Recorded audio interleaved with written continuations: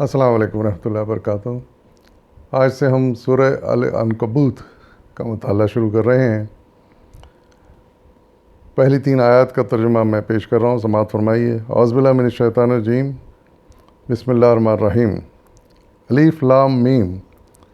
کیا لوگوں نے یہ سمجھ رکھا ہے کہ وہ بس اتنا کہنے پر چھوڑ دیے جائیں گے کہ ہم ایمان لائے اور ان کو آزمایا نہ جائے گا؟ حالانکہ ہم ان سب لوگوں کی آزمائش کر چکے ہیں جو ان سے پہلے گزرے ہیں۔ اللہ کو تو یہ ضرور دیکھنا ہے کہ کون سچے ہیں اور کون جھوٹے۔ صدق اللہ العظیم۔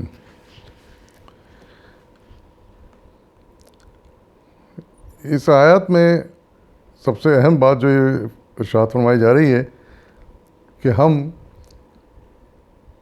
مسلمانوں کو جو ایمان لاتے ہیں ضرور آزمائیں گے، اور یہ ہمیشہ اللہ تعالیٰ کا طریقہ رہا ہے، کیونکہ ظاہر ہے کہ امتحان کے بغیر اس کے نتیجے میں کامیاب ہونے والوں کا انعام کا فیصلہ کیسے ہو سکتا ہے؟ کسی بڑے انعام کے لیے امتحان ضروری ہے اور اس میں کامیابی ضروری ہے۔ یہ ایک اصولی بات ہے جو اس میں ارشاد فرمائی گئی ہے، اور اللہ تعالیٰ ارشاد فرما رہا ہے کہ پہلے لوگوں کو بھی آزمایا گیا ہے، یعنی تمام امتوں کو آزمایا گیا ہے۔ اس طرح اس سلسلے میں مولانا سید ابوالعلا مودودی نے اپنی تفہیم میں جو وضاحت لکھی ہے، میں اس کو پڑھ رہا ہوں اور سماعت فرمائیے۔ اعوذ باللہ من الشیطان الرجیم، بسم اللہ الرحمن الرحیم۔ جن حالات میں یہ بات ارشاد فرمائی گئی ہے وہ یہ تھے کہ مکہ معظمہ میں جو شخص بھی اسلام قبول کرتا تھا اس پر آفات اور مصائب اور مظالم کا ایک طوفان ٹوٹ پڑتا تھا۔ کوئی غلام یا غریب ہوتا تو اس کو بری طرح مارا پیٹا جاتا اور سخت ناقابل برداشت اذیتیں دی جاتیں۔ کوئی دکاندار یا کاریگر ہوتا تو اس کی روزی کے دروازے بند کر دیے جاتے، یہاں تک کہ بھوک مرنے کی نوبت آ جاتی۔ کوئی کسی با اثر خاندان کا آدمی ہوتا تو اس کے اپنے خاندان کے لوگ اس کو طرح طرح سے تنگ کرتے اور اس کی زندگی اجیرند کر دیتے تھے۔ ان حالات نے مکے میں ایک سخت خوف اور دہشت کا ماحول پیدا کر دیا تھا، جس کی وجہ سے بہت سے لوگ تو نبی صلی اللہ علیہ وسلم کی صداقت کے قائل ہو جانے کے باوجود ایمان لاتے ہوئے ڈرتے تھے، اور کچھ لوگ ایمان لانے کے بعد جب دردناک اذیتوں سے دوچار ہوتے تو پست ہمت ہو کر کفار کے آگے گھٹنے ٹیک دیتے تھے۔ ان حالات نے اگرچہ راسخ الایمان صحابہ کے عزم و ثبات میں کوئی تزلزل پیدا نہ کیا تھا، لیکن انسانی فطرت کے تقاضے سے اکثر ان پر بھی ایک شدید اضطراب کی سی کیفیت طاری ہو جاتی تھی۔ چنانچہ اسی کیفیت کا ایک نمونہ حضرت خباب بن ارت کی وہ روایت پیش کرتی ہے جو بخاری، ابو داؤد اور نسائی نقل کی ہے۔ وہ فرماتے ہیں کہ جس زمانے میں مشرکین کی سختیوں سے ہم بری طرح تنگ آئے ہوئے تھے، ایک روز میں نے دیکھا کہ نبی صلی اللہ علیہ وسلم کعبے کی دیوار کے سائے میں تشریف رکھتے ہیں۔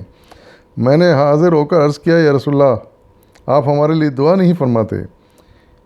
یہ سن کر آپ کا چہرہ جوش اور جذبے سے سرخ ہو گیا، اور آپ نے فرمایا، تم سے پہلے جو اہل ایمان گزر چکے ہیں ان پر اس سے زیادہ سختیاں توڑی گئی ہیں۔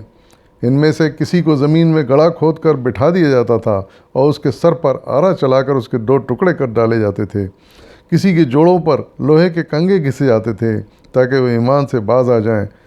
خدا کی قسم یہ کام پورا ہو کر رہے گا، یہاں تک کہ ایک شخص صنع سے حضر موت تک بے کھٹکے سفر کرے گا اور اللہ کے سوا کوئی نہ ہوگا جس کا وہ خوف کرے۔ اس وضاحت سے اندازہ ہوتا ہے کہ وہ کیا حالات تھے جن میں اللہ تعالیٰ نے بات ارشاد فرمائی، اور وہ کیسے مضبوط ایمان کے لوگ تھے جو اتنی تکلیفوں کے بعد بھی متزلزل نہیں ہوئے۔ اور حقیقت یہ ہے کہ آج بھی اگر کوئی اسلام قبول کرتا ہے تو آپ دیکھیں گے کہ لوگ کس طرح اس کے دشمن بن جاتے ہیں۔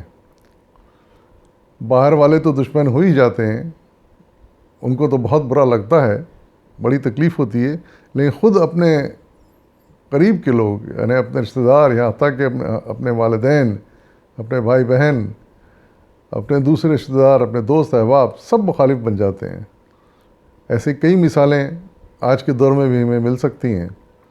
جن میں اسلام لانے کے بعد لوگوں نے بڑی تکلیفیں اٹھائیں، بڑی مخالفتیں برداشت کیں، یہاں تک کہ ہجرت بھی کر گئے. تو یہ سلسلہ شروع سے آج تک چلا آ رہا ہے. ہمیں اس بات پر اللہ تعالیٰ کا لاکھ لاکھ شکر ادا کرنا چاہیے کہ ہم ایک مسلمان گھرانے میں پیدا ہوئے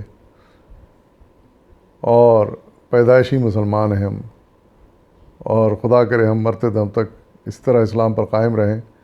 لیکن یہ ایک بہت بڑی نعمت ہے جو اللہ نے ہمیں دی ہے کہ ہم اہل ایمان خاندان میں پیدا ہوئے، اور اس نعمت کو کبھی بھولنا نہیں چاہیے، اور اس کی قدر کرنی چاہیے، اور دعا کرنی چاہیے کہ جو لوگ نئے مسلمان ہوتے ہیں اللہ تعالیٰ ان کو ہر قسم کی مشکلوں سے بچائے، مخالفتوں سے بچائے، اور ان کی پوری حفاظت فرمائے.